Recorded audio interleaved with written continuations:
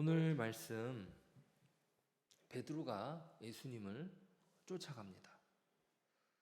베드로는 사실 예수님을 잡으러 오는 그 무리들 앞에서 칼을 들었습니다. 그리고 대제사장의 종 말고의 귀를 잘라냅니다. 그거는 이제 귀를 잘라내기 위해서 칼을 들었다는 게 아니라 실제로 그 사람을 죽이기 위해서 칼을 손을 뻗었는데 그 종이 피하면서 귀가 잘렸던 것이죠. 그리고 예수님은 그런 베드로에게서 칼을 칼집에 꽂으라 말씀하시고 그 귀를 다시 붙여주십니다. 그리고 예수님은 순순히 잡혀서 가시는 거죠. 자, 누구보다 예수님의 결백을 아는 사람들이 누굽니까? 바로 제자들입니다. 자, 그러니까 베드로가 그렇게 나선 것 아닙니까? 당장에 칼을 들어서라도 예수님의 결백에 대한 증명을 하고자 했던 것입니다. 자, 지금 예수님이 재판을 받으시는 거예요. 자, 이 재판을 받으시는 데 있어서 이 재판을 무효화시킬 수 있는 사람이 누구냐 생각을 해보시면 누구겠습니까? 바로 제자들이에요. 자, 재판에 필요한 요소들이 있어요. 증거가 필요합니다. 그리고 증인이 필수입니다. 자, 아무리 잘못된 재판이라 할지라도 그 재판에 필요한 조건들이 갖추어지지 않으면 그 재판은 성사될 수 없는 것이에요. 자, 그러니까 예수님을 잡는 쪽에서도 최소한 거짓된 증인을 매수해서 그 재판을 준비한 것입니다. 자, 이것은 마치 나봇의 포도원을 빼앗기 위해서 이세벨이 꾸몄던 계략과도 비슷합니다. 자신의 남편 아합이 그 나봇의 포도원이 탐이 나가지고 잠을 이루지 못하는 모습을 지켜보고, 자, 강제적으로 포도밭을 빼앗지 못하니까 끙끙거리고 있는 거죠. 자, 그러니까 합법적인 절차를 밟아서 마치 정당하게 나봇의 포도원을 가져가는 것처럼 꾸미는 것이죠. 법정을 꾸립니다. 하지만 거기에는 거짓 증인들이 동원되어서 나봇이 하나님을 저주하고 왕을 저주했다. 그러면서 하나님을 모독한, 그리고 왕을 반역한 죄를 더 씌웁니다. 그리고 돌로 쳐 죽이는 거죠. 자, 법이라는 것이요, 원래 최소한의 사람으로서의 존엄을 지켜주기 위한 역할을 합니다. 그래서 사람들이 법에다가 호소하는 거죠.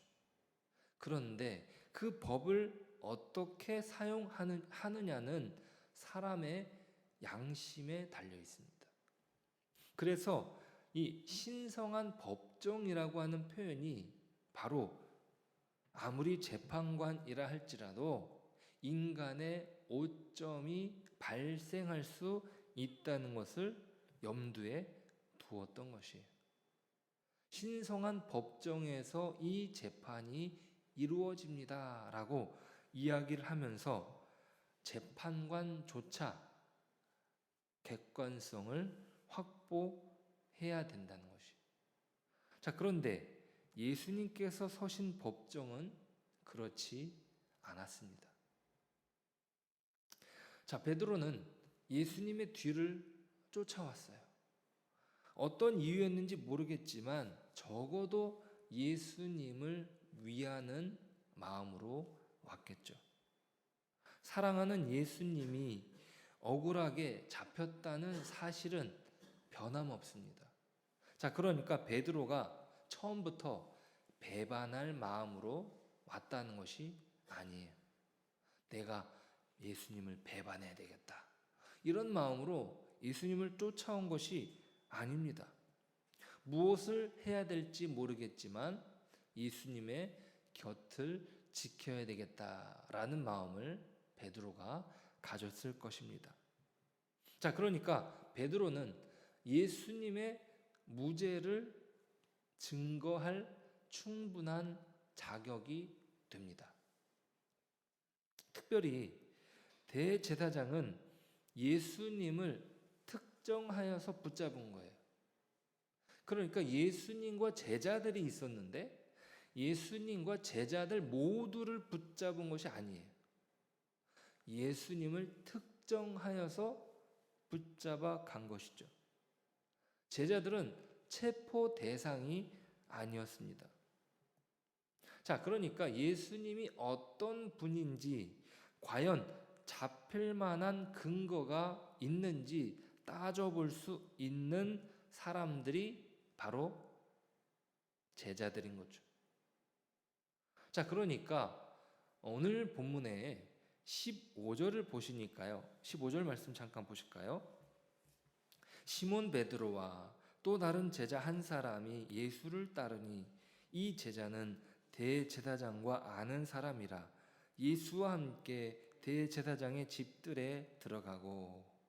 자, 그러니까 베드로와 함께 했던 다른 제자는 대제사장과 아는 관계였던 거예요. 그러니까 그 대제사장의 집들까지 자연스럽게 들어갈 수 있었습니다. 그러니까 예수님에 대한 증언을 할 수 있었던 것이죠. 이 다른 제자가 베드로를 그 문지키는 여자에게 말하여서 데리고 들어오게 합니다. 그러니까 이들은 충분히 마음만 먹었다면 예수님을 어떻게 해요?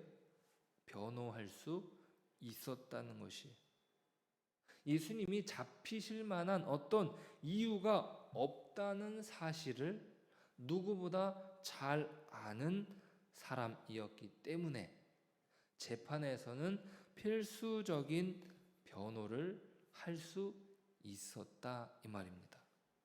그런데 베드로는 그 역할을 감당하지 못합니다. 아마도 이 재판이 돌아가는 분위기를 파악한 거죠. 잘못 걸려 들어갔다간 자기도 넘어질 판이다. 자, 그러니까 이미 정해진 판결이 기다리고 있는 것이구나. 자, 그러니까 예수님을 십자가에 넘겨야 된다는 그들의 작정이 느껴지는 거죠. 자, 그런 가운데 두려움이 왔던 것이. 자, 그러니까 사람이 무서운 것이요. 작정하고 덤벼들면 예수님이라도 범죄자로 만들어 버립니다. 누구도 가까이 할 수 없게 만드는 두려움을 조성하는 거예요. 야, 여기에 가까이 들어왔다가는 너도 안전하지 못해 라는 두려움을 만들어 버린 겁니다. 그러니까 베드로가 두려워서 예수님을 부인하게 만들어 버린 거죠. 자신이 예수님의 제자라는 사실을 다른 사람들이 알아보는 것이 사실상 자랑스러운 일이에요. 제자의 입장에서. 그렇습니다. 저는 예수님의 제자가 맞습니다. 그런데 베드로는 예수님을 부인하기에 이릅니다. 자, 예수님의 고난은요, 제자들에게 두려움을 주었습니다. 예수님은 고난의 길을 당당하게 걸어가지만 베드로는 두려움에 휩싸였습니다. 그 두려움은 사실상 실체가 없는 두려움이에요. 자, 그러니까 거기에 내가 들어가 보지 않았지만 무서운 거예요. 내가 들어갔다가는 만만치 않겠구나. 자기가 의도하지 않았지만 예수님을 부인하는 데까지 이릅니다. 의도해서 예수님을 부인한 것입니까? 아니에요. 두려움 때문에 예수님을 부인하는 실패를 경험하고 맙니다. 자, 우리에게 있어서 예수님의 고난은 어떤 의미가 있습니까? 우리가 두려워하는 실체를 드러내 줍니다. 우리는 무엇을 두려워합니까? 아무것도 보이지 않는 암담한 현실이 두려움을 줍니다. 자, 그런데 그 현실이요, 아무것도 보이지 않는 상황 속에서 그것이 두려움을 주는 것은 사실은 실체가 없는 두려움일 수 있어요. 그거는 근심과 걱정과 불안에서 오는 것입니다. 그것은 어느 누구라도 다 가지고 있는 두려움인 것이죠. 그것은 저도 마찬가지입니다. 앞으로 어떻게 펼쳐질지 모릅니다. 그러니까 막연한 가운데 두려움이 있는 것이죠. 예수님이 왜 잡히신 겁니까? 우리의 죄를 짊어지고 가셔야 했기 때문이죠. 억지스럽게 예수님을 고발하지만 오히려 그들의 죄악이 드러나는 현장입니다. 예수님은 잡히셔서 오히려 사람들의 죄를 들추어 내십니다. 자, 이렇게 죄를 들추어 내시는 이유는 무엇입니까? 바로 회복시키기 위함입니다. 우리가 두려워하는 죄의 실체가 실상 우리를 넘어뜨릴 수 없음을 보여주시는 거예요. 우리를 두렵게 하는 것이 실체가 없는 것이고 그것은 우리를 넘어뜨릴 수 없다. 오늘 예수님께서 우리를 반드시 회복시켜 주실 겁니다. 예수님은 우리를 회복시켜 주셔서 우리의 죄를 벗겨내시고 우리를 깨끗하게 하십니다. 그러한 주님의 손길을 경험하시길 바랍니다. 우리는 예수님께서 당하신 고난으로 말미암아 깨끗하게 씻김을 받습니다. 오늘 우리에게 주어진 하루가 예수님과 함께하는 하루, 예수님과 함께 그 고난을 동참하는 저와 여러분 되시길 축복합니다. 기도하겠습니다. 하나님 감사합니다.